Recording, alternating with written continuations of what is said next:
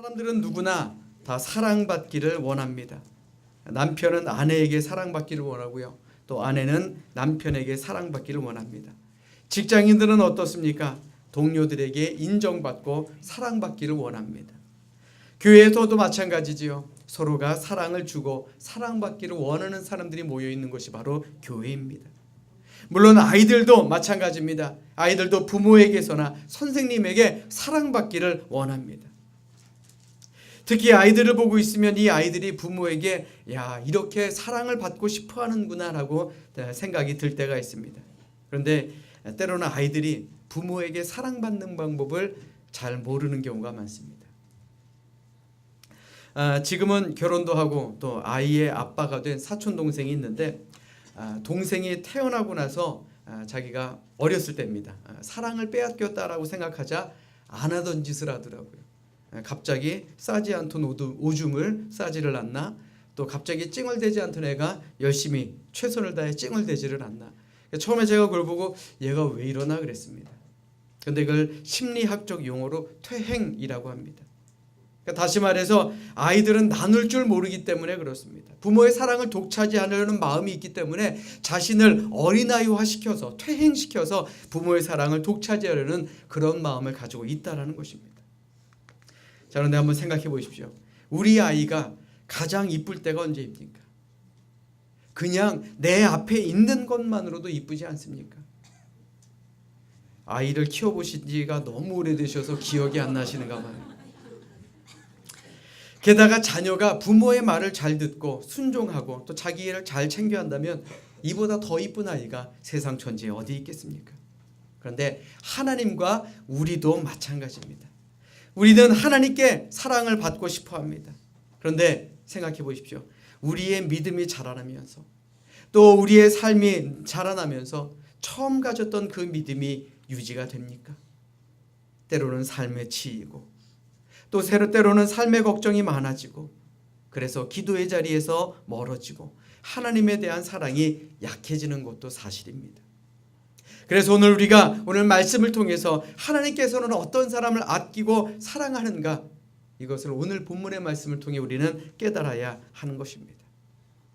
오늘 본문의 주인공인 예레미야 선지자가 활동하던 당시의 유대 사회는 여러 가지로 참 어려운 시대였습니다.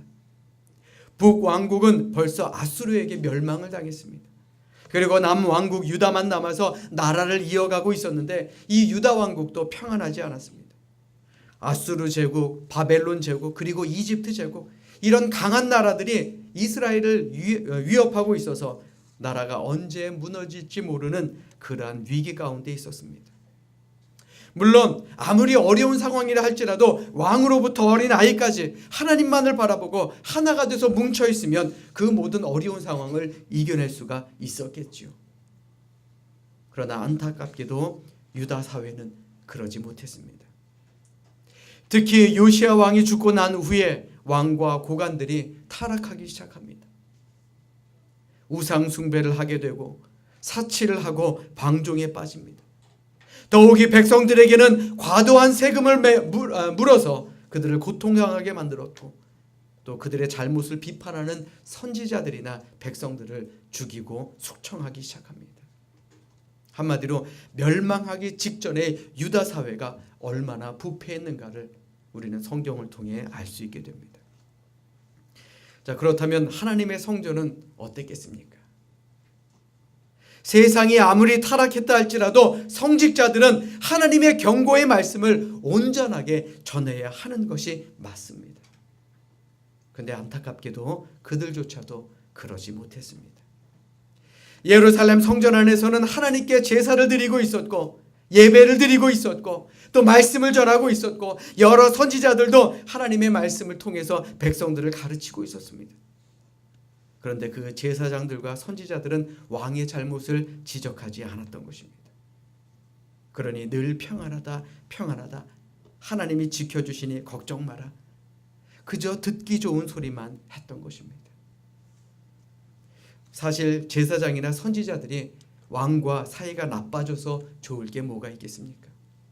자기에게 득이 될 게 아무것도 없었겠지요. 그러니 하나님의 말씀을 전달하기보다는 그저 현실에 맞는 적당한 말로 대신했던 것입니다. 좋아하실 거야. 괜찮을 거야. 하나님이 지켜주실 거야. 물론 하나님의 백성이라 할지라도 잘못할 때가 있고 실수할 때도 있습니다. 우리가 아무리 잘못했다 할지라도 진정으로 회개하면 용서받을 수 있습니다. 그런데 당시 유다 백성들은 신앙의 문제에 있어서는 올바로 서 있지 못했던 것입니다. 그 마음이 하나님을 향해서 열려 있지 않았고 하나님의 말씀에 귀를 기울이지 않았습니다. 결국 하나님께서는 이런 유다의 모습을 참지 못하셨습니다.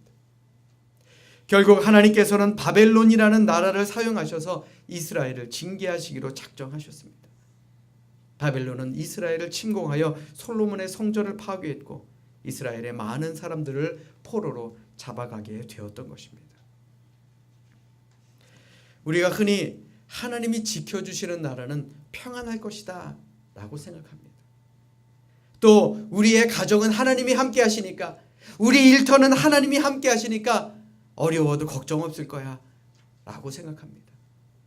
물론 전심으로 하나님을 섬기면 하나님께서는 우리의 가정과 일터를 지켜주시지요. 그런데 때로는 하나님께서 우리에게 어려움을 주셔서 우리의 믿음을 더욱 견고하게 만드실 때도 있다라는 것을 우리는 잊어서는 안 된다라는 말입니다. 1991년 일본 아오모리현에 기록적인 태풍이 불었습니다. 1년 동안 땀 흘리며 재배했던 사과들의 90%가 땅에 떨어져 버렸습니다. 농민들은 비탄에 빠지고 애꿎은 하늘만 원망했지요. 그런데 이러한 절망적인 상황 속에서도 긍정적인 마음을 가지고 웃음을 잃지 않은 사람이 있었습니다. 그 사람은 떨어지지 않은 이 나머지 10%의 사과를 내어다가 합격 사과라는 상표를 붙여서 시장에 내어 팔았습니다. 사과의 값은 보통 사과의 10배 이상이 넘는 비싼 사과였지만 불티나게 팔렸습니다. 왜요? 엄청난 위력의 태풍 속에서도 떨어지지 않았다라는 사실 때문에 수험생들에게 폭발적인 인기를 얻었다라는 것입니다. 사랑하는 여러분, 우리의 가정에 어려움이 있습니까? 우리의 앞길에 고난이 있습니까? 우리의 일터에 어려움이 있고 우리의 가족에 문제가 있습니까? 시편 119편 67절의 말씀에 이렇게 기록되어 있습니다. 고난 당하기 전에는 내가 그릇 행하였더니 이제는 주의 말씀을 지키나이다. 자, 제가 자막을 준비했습니다. 우리 함께 읽겠습니다. 자, 함께 읽습니다. 시작. 고난 당하기 전에는 내가 그릇 행하였더니 이제는 주의 말씀을 지키나이다. 아멘. 고난 속에 다시금 하나님을 바라보고 기도하라는 하나님의 뜻이 숨겨 있음을 우리는 늘 기억하며 사는 우리 모두가 되시기를 주님의 이름으로 축원합니다. 바벨론을 통한 하나님의 징계는 유다 백성들을 그저 죽이기 위함이 아니었습니다. 이 징계를 통해 유다 백성들을 거듭나게 하시려고 하나님께서 그들에게 징계를 허락하셨다라는 것입니다. 하나님께서 이 유다 백성들을 너무나도 사랑하셨기 때문에 그들이 더 이상 나쁜 길로 가는 것을 눈뜨고 보실 수가 없었다라는 것이죠. 그래서 고난을 주셨다라는 것입니다. 그러니 이제 유다 백성들이 해야 될 일이 무엇이겠습니까? 왕으로부터 시작해서 어린아이에 이르기까지 하나님 앞에 엎드려 기도하는 것입니다. 그리고 그 징계를 받아들이는 것입니다. 하나님, 우리가 잘못했습니다. 하나님이 우리를 사랑하시는데 우리가 그것을 깨닫지 못했습니다. 우리의 죄를 용서하여 주시옵소서. 우리를 회복시켜 주시옵소서. 2019년 들어서 제가 예배 순서에 넣은 것이 있습니다. 회개의 기도. 그 기도를 통해 하나님께서 우리의 기도에 응답해 주실 줄로 믿습니다. 우리가 또 회복시켜 주실 줄로 믿습니다. 그런데 이 유다 백성들은 문제가 무엇이었느냐? 가장 기본적인 신앙의 자세를 갖추지 못했다라는 것입니다. 회개조차 할 줄 몰랐고 기도조차 할 줄 몰랐던 그런 사람들이었습니다. 그러니 하나님의 말씀도 받아들일 수가 없었다라는 것이죠. 자, 더 큰 문제는 이스라엘 백성들이 두 부류의 사람으로 나누기 시작했다라는 것입니다. 한 부류는 왕과 방백들처럼 그리고 거짓 선지자들과 제사장처럼 애굽 즉 이집트를 의지하자, 우리 이집트를 의지하고 바벨론과 끝까지 싸우자, 만약 싸우다 안 되면 우리 애굽 땅으로 도망가자 하는 사람이 있었습니다. 강경파라고 하죠. 그런데 또 한 부류는 아니다, 우리가 잘못했다, 이것이 하나님의 징계라면 우리 순순히 바벨론으로 끌려가자, 이런 생각을 했던 사람도 있었다라는 것입니다. 생각해보면 끝까지 남아서 바벨론과 함께 싸우자고 하는 사람들이 의로운 사람 같습니다. 민족의 자존심을 지키는 사람 같습니다. 그리고 바벨론으로 순순히 끌려가자고 하는 사람은 비겁한 사람이고 민족의 반역자들 같이 생각됩니다. 그래서 많은 사람들이 하나님의 징계를 달게 받아야 된다라고 말하는 예레미야 선지자를 보고 민족을 배신하는 사람, 너 때문에 국론이 분열되고 있어 라고 손가락질하고 핍박하고 옥에 가두기도 합니다. 그러니 예레미야 자신은 얼마나 고통스러웠겠습니까? 하나님의 말씀을 전했을 뿐인데.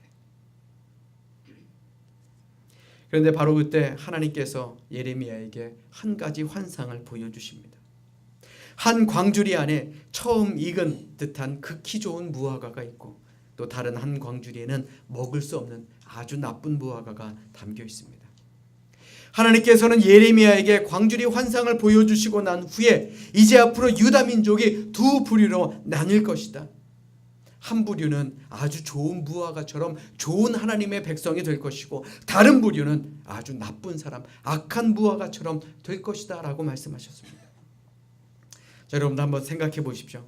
상식적으로 볼 때 의로운 사람, 즉 좋은 무화과는 누가 되어야겠습니까? 바벨론과 싸우자 했던 사람입니까? 아니면 포로로 잡혀갑시다 했던 사람입니까?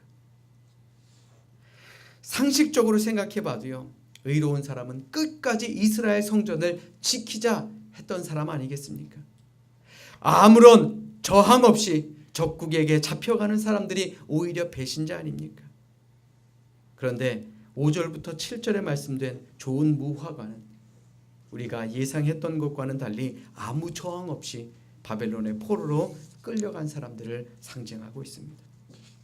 반대로 악한 무화과의 경우는 유다에 남아서 정말 끝까지 바벨론의 포로가 되기를 거절하고 저항했던 사람들, 그래서 포로가 되지 않으려고 이집트로 도망갔던 그런 사람들을 말하고 있는 것입니다.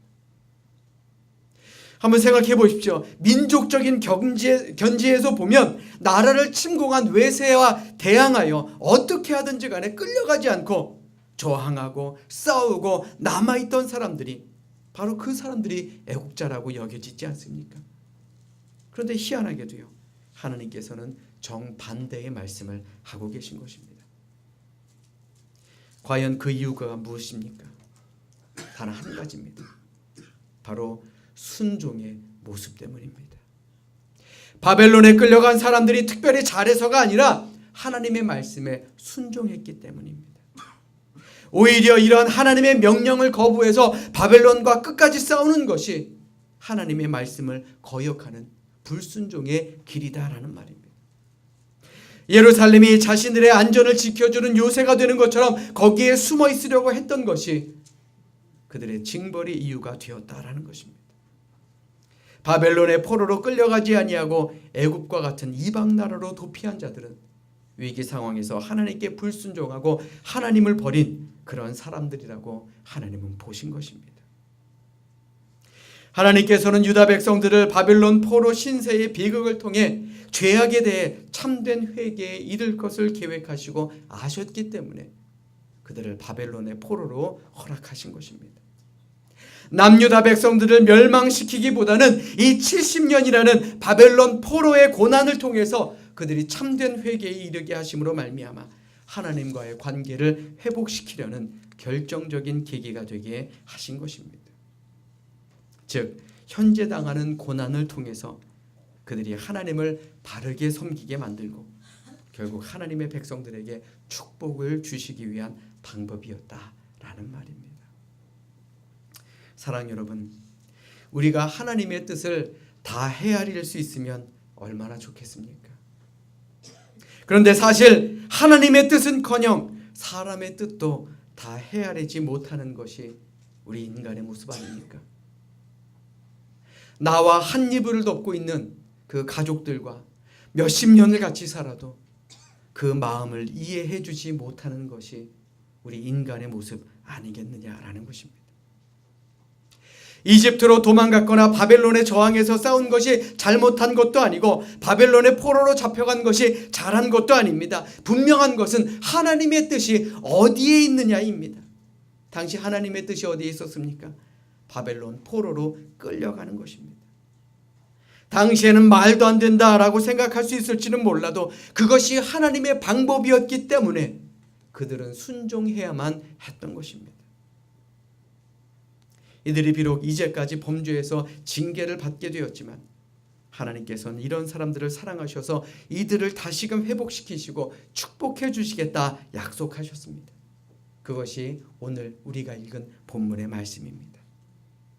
6절 말씀 한번 보십시오.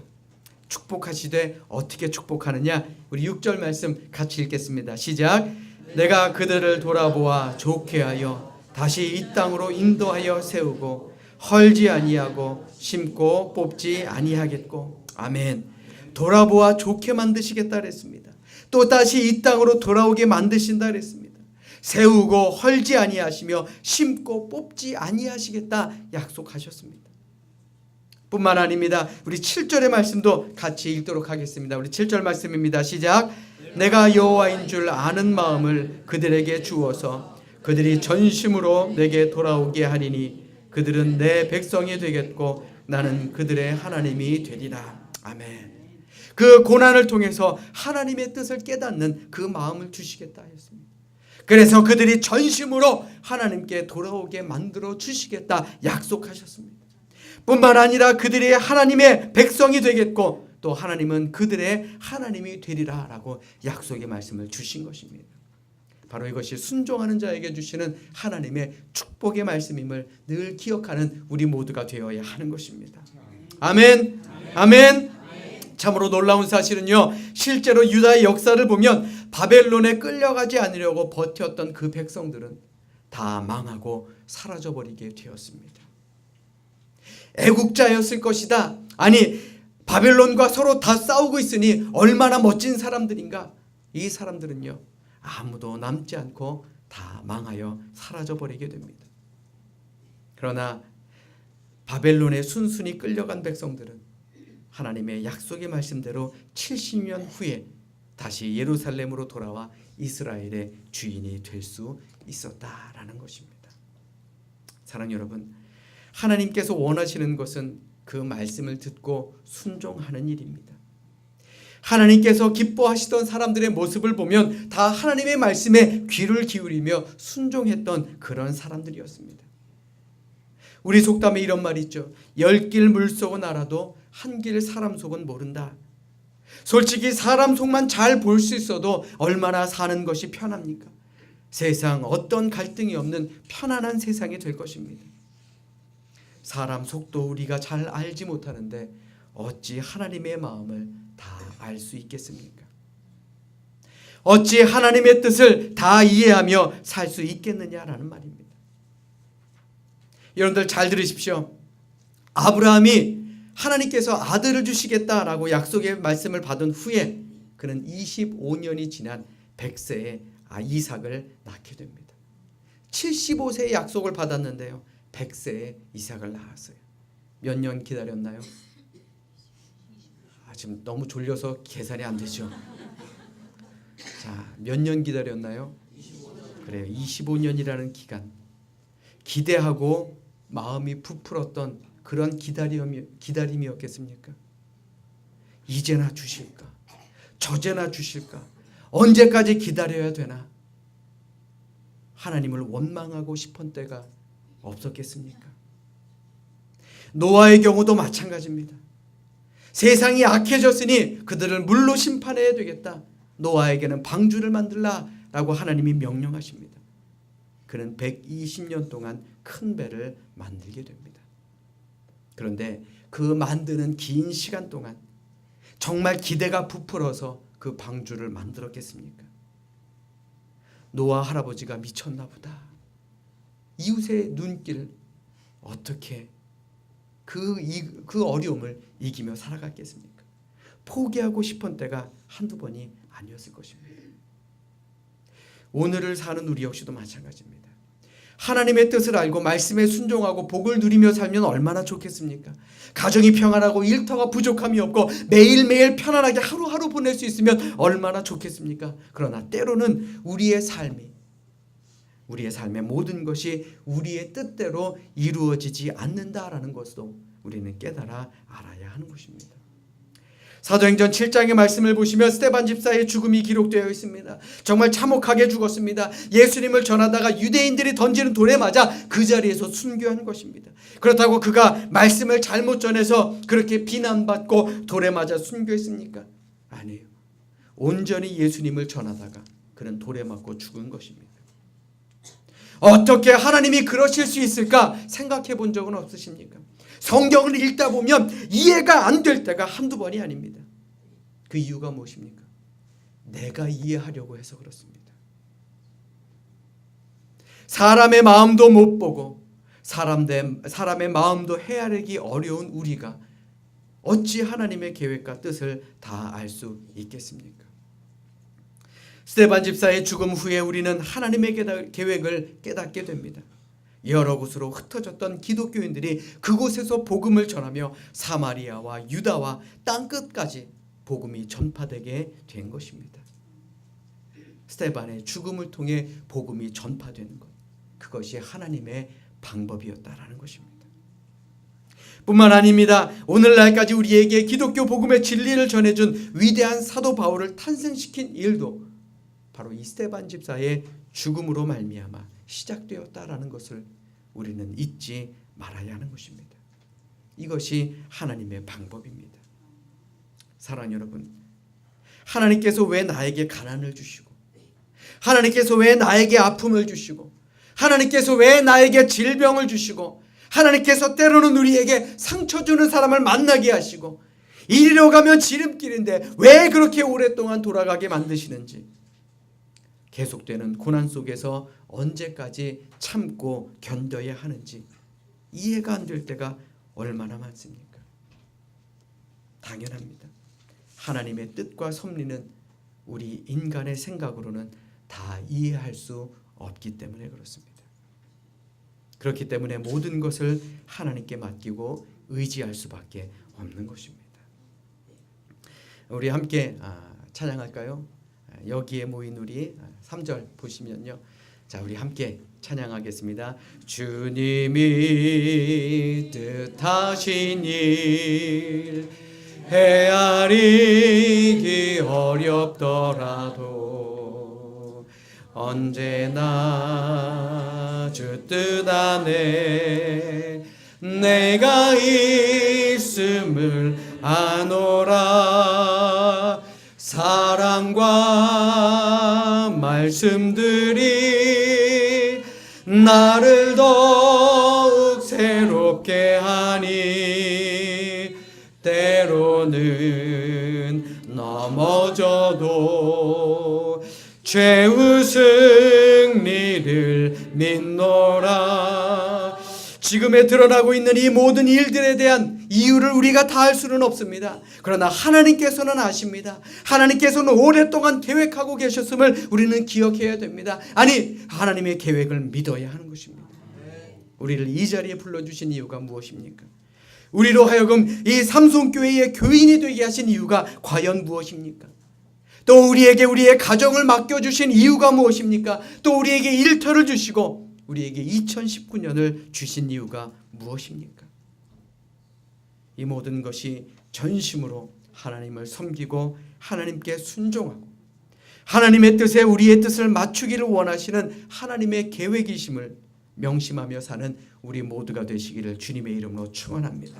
그러므로 이 시간 진정으로 바라기는 찬송가의 고백처럼 이 눈에 아무 증거 아니 배워도 이 귀에 아무 소리 아니 들려도 믿음만을 가지고서 전심으로 순종의 길을 걸어가는 우리 모든 믿음의 성도님들이 되시기를 주님의 이름으로 축원합니다.